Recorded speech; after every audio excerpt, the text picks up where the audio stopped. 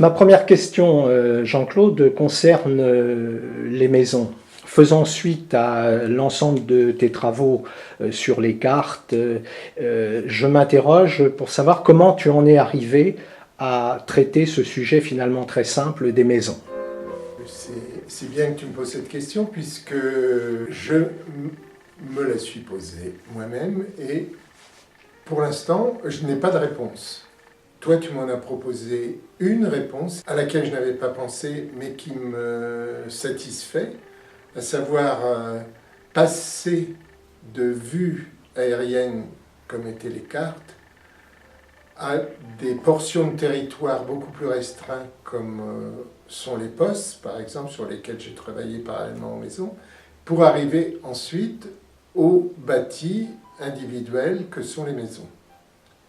Alors, la maison telle que je la construis pose quand même un problème, parce qu'elle n'a absolument rien à voir avec l'architecture contemporaine, et ça a un petit côté passéiste qui pourrait m'interroger beaucoup plus que je ne le fais. Pour moi, ce travail renvoie d'une part à la séduction que j'ai pour les constructions en bois norvégiennes, par exemple celle du Bruggen à Bergen, mais en même temps renvoie à l'utilisation première pour moi, par fascination, du rectangle de Rothko. Oui, je comprends bien ton évocation de la maison norvégienne, de la hutte, mais en même temps, dans ma tête, ça ne renvoie pas à des couleurs norvégiennes. Pourquoi ? Parce que au moment où j'ai commencé cette série de huttes, c'est-à-dire de maisons en bois au bord de mer, maisons secondaires au bord de mer, ou de chalets, j'avais en même temps pris connaissance d'un texte concernant Manet et le balcon de Manet. Le balcon de Manet est vert. Et quelqu'un, je ne sais plus qui, mais un confrère, je crois, lui a dit « C'est bien, mais alors ton vert, on ne voit que ça. » Et Manet aurait dit « Eh bien, ce vert, je le garde pourtant. » Et je me suis dit « Mais Pierrette, par exemple, qui n'aime pas le vert, il va falloir que je lui fasse avaler, comme Manet, du vert. » Et donc, je suis parti sur le vert. C'est aussi simple que ça.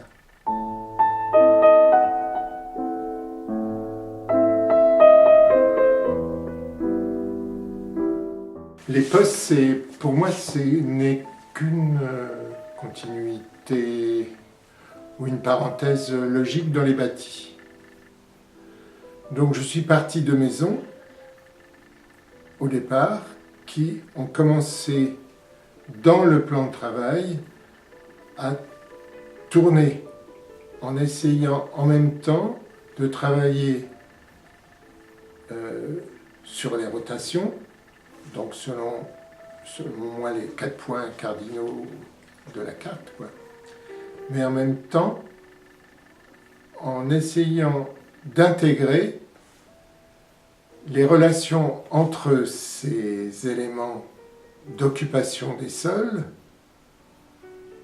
par rapport à un territoire qui allait devenir de plus en plus présent, puisque les formes entre ces éléments d'occupation des sols jouaient autant, du moins pendant la période de travail, que les formes des différents éléments que je découpais et organisais.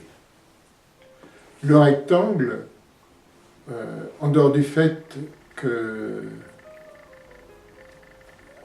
je le trouve donc chez ce peintre américain, le rectangle, c'est aussi le plan de base d'à peu près, à ma connaissance, toutes les constructions du bassin méditerranéen.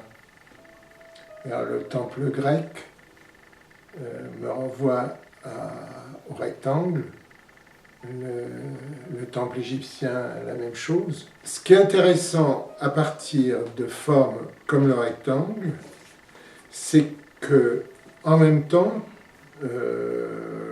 je travaille sur les variations. C'est-à-dire que je me suis aperçu que je ne pouvais pas échapper à deux choses. Une préoccupation du temps, c'est-à-dire il m'est difficile de penser à un espace quel qu'il soit sans un rapport au temps, que ce soit un temps historique ou un temps personnel vécu, quoi. Mais en même temps, il y avait aussi le fait que quand je travaille, il y a un travail, bien sûr, alors que je vais qualifier d'intellectuel, mais il y a aussi, et peut-être en premier, un travail corporel. Et que les variations, pour moi, justifient, enfin, le terme justifie n'est pas bon, épuisent cette nécessité de fatiguer le corps que j'ai quand je travaille. D'où, à ce moment-là, la nécessité d'avoir devant moi plusieurs papiers. Ça fait quand même pas mal de temps que je travaille sur ces opérations-là, dans la mesure où pour moi c'est la seule façon que j'ai de prendre en compte à travers ces opérations très simples, métriquement très simples et géométriquement très simples, des opérations beaucoup plus complexes auxquelles je ne comprends rien, mais qui me séduisent quand même, que sont les fractales. Et que dès que j'ai commencé à travailler sur les cartes, et sur ce que j'ai appelé dans mes travaux les sites classés, il y avait déjà la mise en œuvre de ces opérations, soit de translation, soit de rotation, soit de retournement, pour construire mes cartes, ce que je reprends encore à l'heure actuelle dans les constructions des bâtis, quoi, et dans ces variations. Ce qui se passait dans les cartes la plupart du temps dans un seul espace, qui était l'espace de travail, quoi, maintenant se passe dans plusieurs espaces.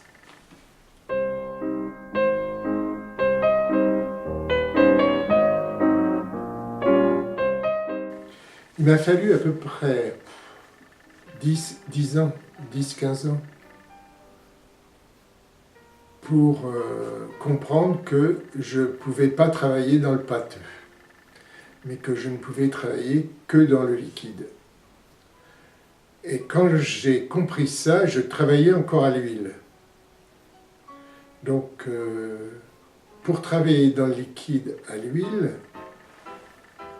ça devenait un peu plus problématique, ce qui fait qu'à la fin, je diluais mes huiles avec de l'essence à moteur. Alors j'avais des transparences intéressantes, des glacis intéressants, surtout quand j'opposais ça à des espaces plus gras. Mais en même temps, j'ai eu très vite mal à l'estomac, donc il a fallu que je change complètement, ce qui m'a fait passer à l'acrylique et donc à l'eau. Et je suis à l'aise avec la peinture à l'eau. Parce que justement, je peux utiliser à ce moment-là le support qui reçoit les pigments colorés comme partenaire beaucoup plus efficace. Ce qui fait que progressivement, j'étais obligé d'abandonner la toile aussi, qui reçoit, mais en même temps qu'elle reçoit, la plupart du temps, elle accepte difficilement. Alors que le papier, il accepte à peu près toutes les interventions et tous les outrages. Et donc, j'en arrive à me dire que quand je travaille sur du papier, je travaille avec le papier, ou le papier travaille avec moi. Alors, je ne sais pas si je quitterai ce monde en ayant obtenu le pardon de Matisse. Dans la mesure où Matisse dit que la couleur, elle doit être opaque. Et je n'arrive pas, la plupart du temps, à utiliser des couleurs opaques. C'est-à-dire que la couleur, elle entre dans le papier, et je préfère que ce soit le papier qui, en définitive, m'indique la justesse de la couleur que je dois retenir. C'est-à-dire qu'il y a une complicité entre le support et la couleur. Ce qui fait que c'est vrai que j'ai une gamme de couleurs, la plupart du temps, pas éclatante. C'est même pas un choix, je ne peux pas faire autrement.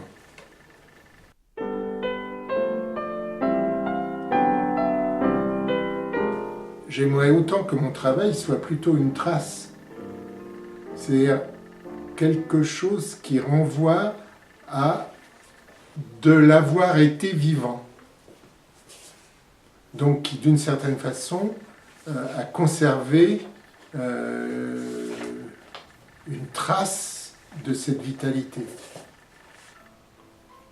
Ce qui fait que c'est presque la seule justification que j'ai pour m'arrêter de travailler. C'est quand je me dis ça pourrait être.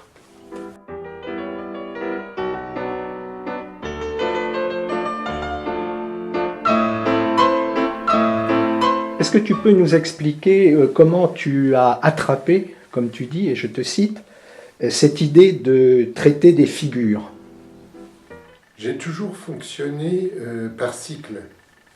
Il y a une idée qui peut être plastique ou qui peut être une interrogation d'ordre plus ethno ou historique, et qui fait que tu démarres quelque chose, mais à un moment donné, la question des figures s'est posée, d'une part parce que les cartes, j'étais épuisé, dans tous les sens du terme, et les figures sont venues à partir du moment où je me suis dit peut-être bien que les cartes, c'était les paysages du XXe siècle, et que les figures pouvaient être les portraits du XXe siècle.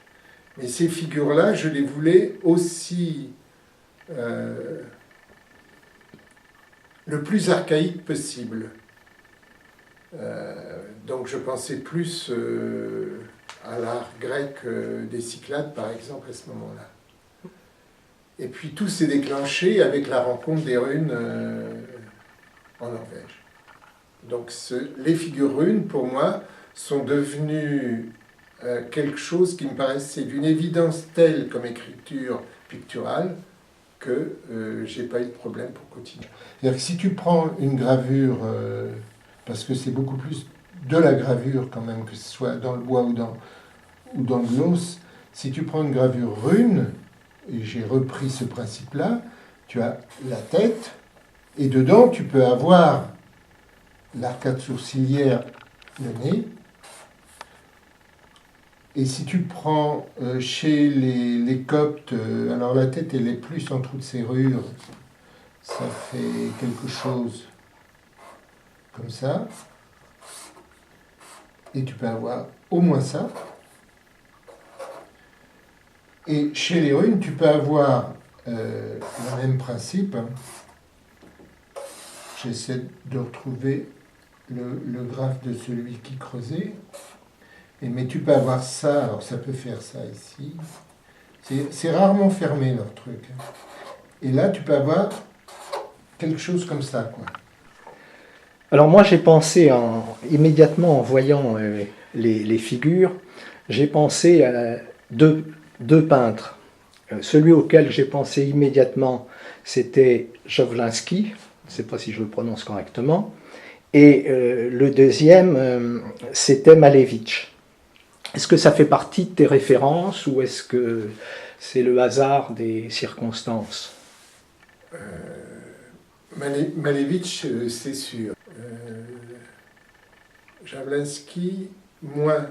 Oui, c'est vrai que la figure est un terme très ambigu, puisqu'elle renvoie, comme tu le disais, au visage, mais aussi à la figure de rhétorique, mais aussi à cette construction plastique qui, pour Lyotard, par exemple, finit par faire sens. C'est-à-dire que je pensais au masque, et en même temps, alors ça c'est une autre expérience, je pensais aux yeux de Modigliani. Comment en es-tu venu à appeler l'une de tes figures Théodora? Enfin, pour moi, c'était évident que cette figure renvoyait à Théodora pour une raison bien simple, c'était à cause des pendentifs. Oui. Je me suis dit, ça ne peut être que Théodora. En plus, c'est une figure que moi je trouve, enfin la figure de la mosaïque, Oui. que je trouve vraiment étonnante, très belle.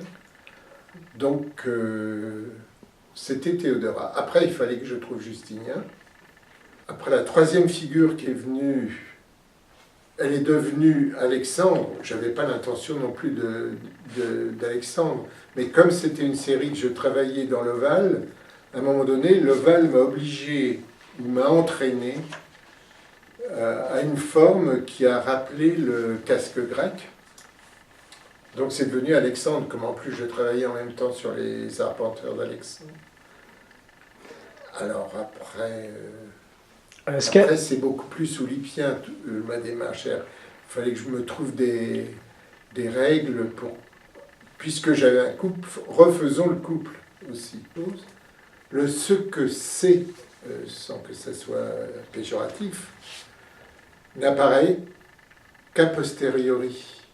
Et je pense à Clé, par exemple, qui, je crois me souvenir, c'était une fois par mois en fin de mois, qu'il mettait des titres à ses travaux.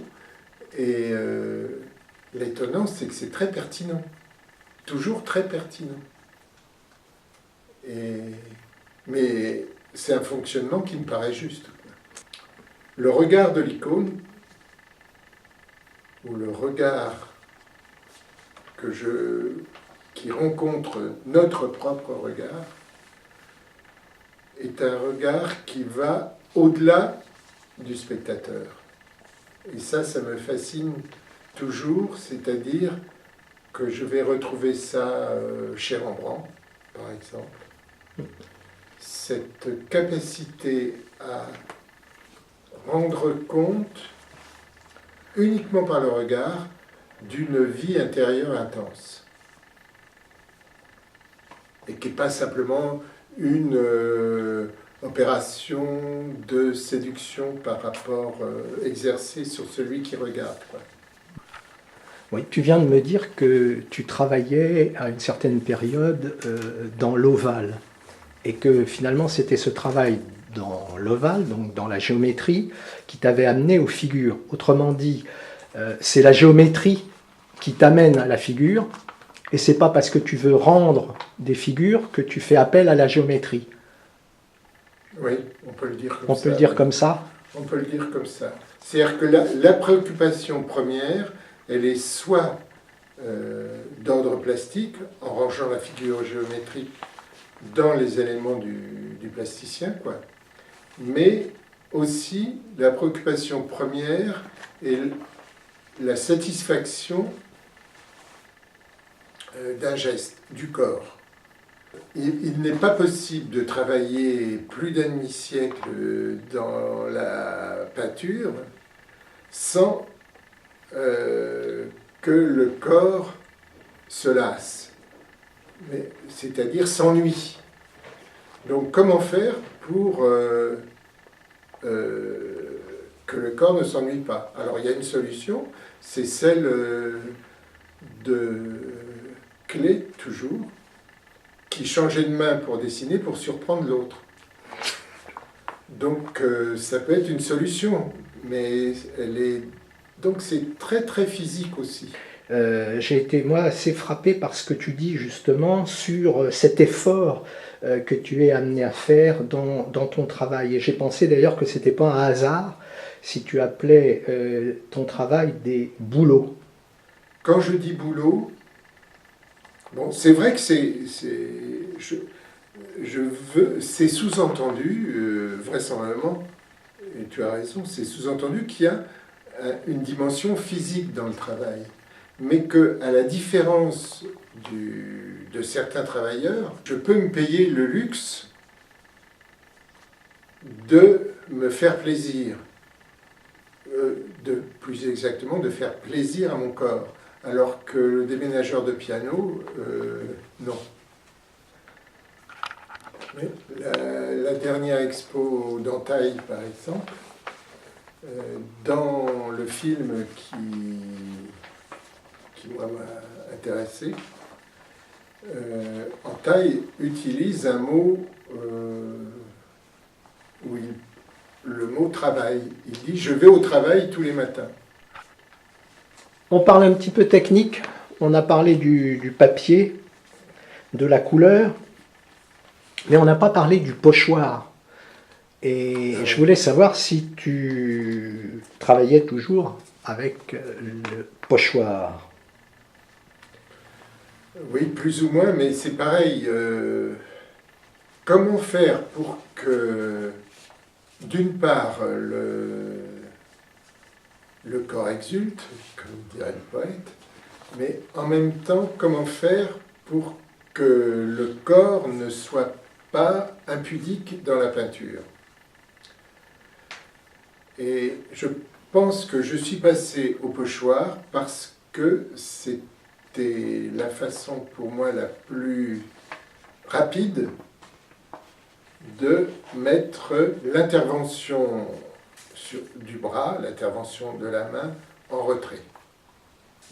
Et ce n'est toujours pas en contradiction avec ce que je pense de l'utilisation de la brosse, du pinceau, à savoir que le pinceau ou la brosse, en tous les cas pour moi, ce n'est pas fait pour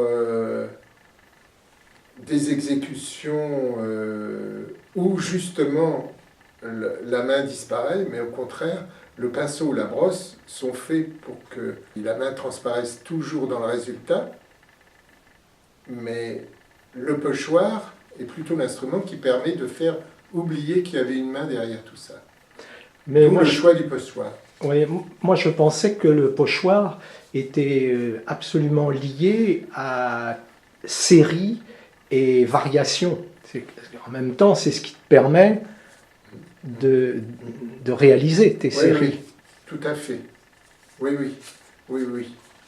Mais la série n'est venue que dans un deuxième temps. Je me suis dit, puisque j'avais les pochoirs, essayons de voir sur un mode, là encore, très simple d'opération géométrique, comment je peux utiliser les pochoirs. Et si on abordait le thème général de la récupération? La récupération, alors ça doit être mon côté origine paysanne qui fait que je peux rien jeter. C'est une première chose.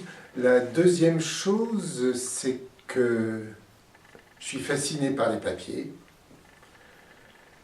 et je suis fasciné par les bois flottés. Les papiers, y compris les papiers cadeaux, y compris les papiers d'emballage de fruits, je les récupère. Et à quel moment ou sur quels critères ton boulot est terminé? Tu estimes que ton boulot est terminé? En fait, je crois que d'une certaine façon, c'est jamais terminé. Mais à un moment donné, alors je vais employer un grand mot, dans ce que j'appelle mon atelier, à un moment donné,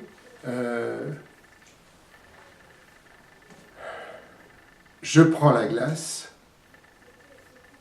je regarde et j'ai l'impression à ce moment-là de rencontrer quelque chose qui a sa propre raison d'être. Et à ce moment-là, je dis, faut que j'arrête.